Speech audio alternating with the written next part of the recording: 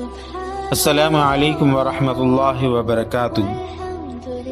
میرے بھائی، میرے دوست، حضرت ابو ذر رضی اللہ تعالی عنہ فرماتے ہیں کہ مجھے میرے حبیب صلی اللہ علیہ وسلم نے 7 باتوں کا حکم فرمایا۔ مجھے حکم فرمایا کہ میں غریبوں اور مسکینوں سے محبت رکھوں اور ان سے قریب رہوں۔ مجھے حکم فرمایا کہ میں دنیا میں ان لوگوں پر نظر رکھوں جو دنیاوی ساز و سامان میں مجھ سے نیچے درجے کے ہیں، اور ان پر نظر نہ کروں جو دنیاوی ساز و سامان میں مجھ سے اوپر کے درجے کے ہیں۔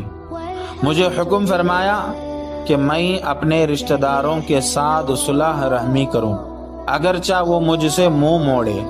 مجھے حکم فرمایا کہ میں کسی سے کوئی چیز نہ مانگوں۔ مجھے حکم فرمایا کہ میں حق بات کہوں اگرچہ وہ لوگوں کے لیے کڑوی ہو۔